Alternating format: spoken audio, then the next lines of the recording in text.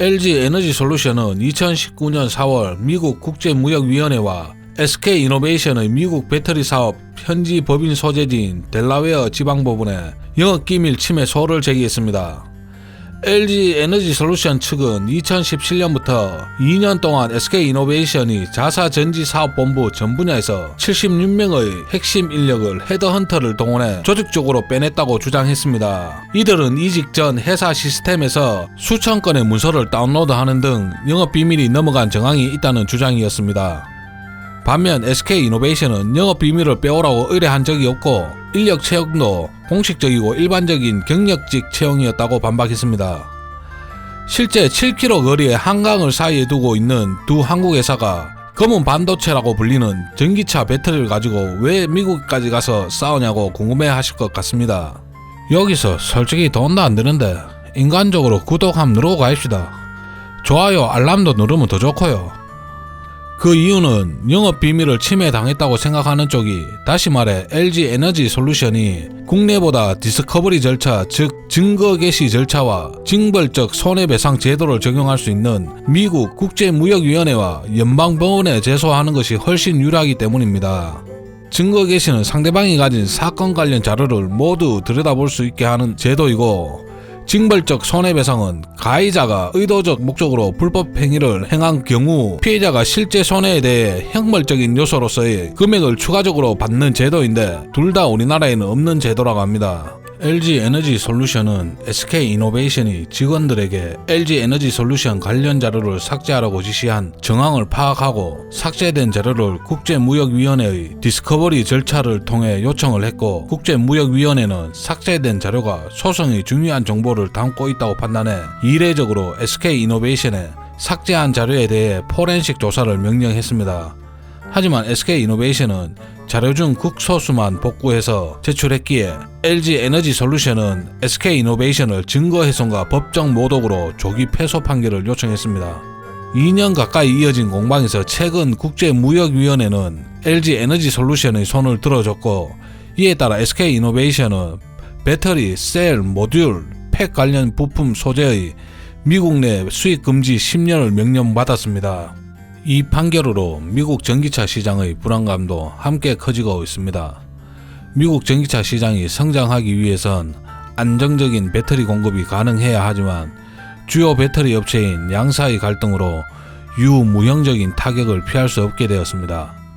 다만 국제무역위원회는 SK이노베이션이 미국에서 전기차를 생산하는 포드에 대해서는 예외적으로 4년간 배터리 공급을 허용했고, 또 미국의 전기차 공장을 설립 중인 폭스바겐에 대해서도 2년간 공급을 허용한다고 밝혔습니다. 하지만 조지아주 공장의 건설 기간과 시운전 등을 포함하면 실제 SK이노베이션이 유예기간 내에 포드와 폭스바겐에 배터리를 납품할 수 있는 기간은 포드의 2년, 폭스바겐의 1년밖에 안 될 것으로 전망됩니다. LG 에너지 솔루션과 SK이노베이션 양사로부터 모두 배터리를 공급받고 있는 포드는 양사 간 자발적 합의를 촉구했습니다. 짐 팔리 포드 최고 경영자는 지난 11일 자신의 트위터에 배터리 공급 업체인 양사의 합의는 궁극적으로 미국 전기차 업체와 노동자들에게 최선의 이익이라고 언급했습니다. 폭스바겐 역시 성명을 통해 LG 에너지 솔루션과 SK이노베이션 간 배터리 소송에서 우리는 의도하지 않은 피해자가 됐다며 미국 정부의 SK이노베이션의 미국 내 수입 금지 유예 기간을 최소 4년으로 연장해달라고 요청할 것이라고 밝히며 지난 12일 국제무역위원회의 판결에 대해 조정을 요청했습니다. 조지아주에서 SK이노베이션은 사상 초유의 거대 외국계 투자 기업으로 꼽힌다고 합니다. SK이노베이션은 조지아주 잭슨 카운티에 26억 달러, 하나 약 3조를 투자해 공장을 짓고 있습니다.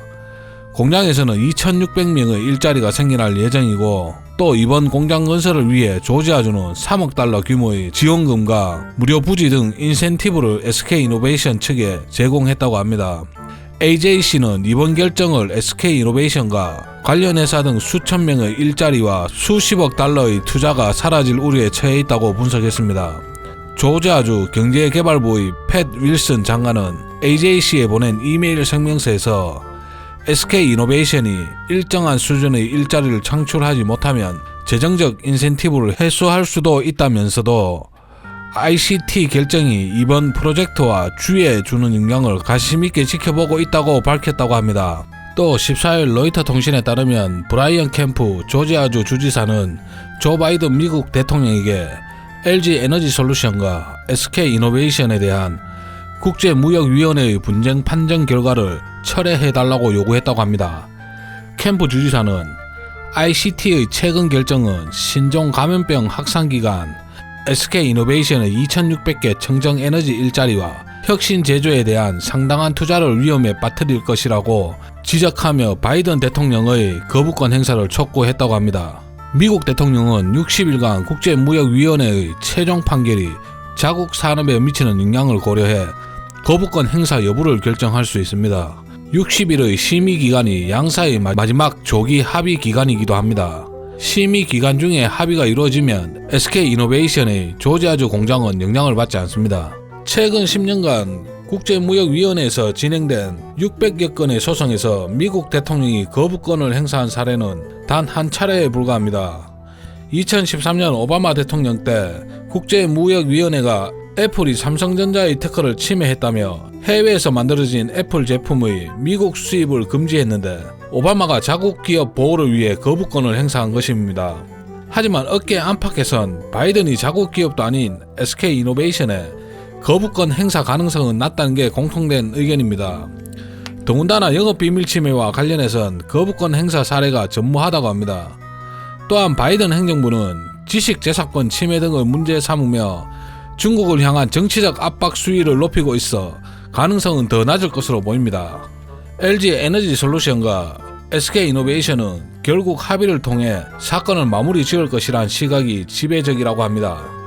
하지만 국제무역위원회 판결 이전부터 진행된 합의에서 두 회사는 약 2조가량의 이견을 내비쳤던 것으로 알려져 합의금이 최대 난관이라고 합니다. 현재 대한민국의 미래 먹거리인 배터리 산업은 LG 에너지 솔루션이 배터리 소송전에서 완승하고도 배터리 화재 사고가 속출하고 있어 마음 편히 웃지 못하고 있습니다. 또 SK 이노베이션이 집안 싸움에서 져서 미국 수입 금지 10년이라는 판결을 받았습니다. 이런 상황을 중국 배터리 기업들은 뒤에서 조용히 미소 지으며 대한민국의 상황을 즐기고 있습니다. 이미 현대차에서 준비 중인 전기차의 배터리 3차 물량 중 절반 이상을 중국 CATL이 쓸어갔다고 합니다. 60일 이내에 어떤 합의가 될지 심히 걱정스럽습니다. 하루빨리 해결되어 다시 뛰는 대한민국을 봤으면 합니다. 많은 배터리 관련주 중에서도 LG 에너지 솔루션 관련주는 LNF, 신성 델타테크, 나라 M&D 등이 있습니다. LNF는 2차 전지 양극화 물질과 그 관련된 소재 제조와 판매를 주요 사업으로 영위하고 있는 기업입니다. LG 솔루션과 수천억대 양극재 공급 계약을 체결하여 LG 에너지 솔루션 관련주로 편입되었다고 합니다. 나라 M&D는 전기 자동차 배터리팩, ESS 사출 부품 등을 생산하는 금연 관련 사업을 하고 있습니다. 원래 LG 안에 속해 있던 회사이며 현재 LG전자가 12.57%의 지분을 보유한 2대 주주이기도 합니다. 신성델타는 자동차, 전기자동차, 2차 전지 부품 제조 등 여러 사업을 영위하고 있습니다.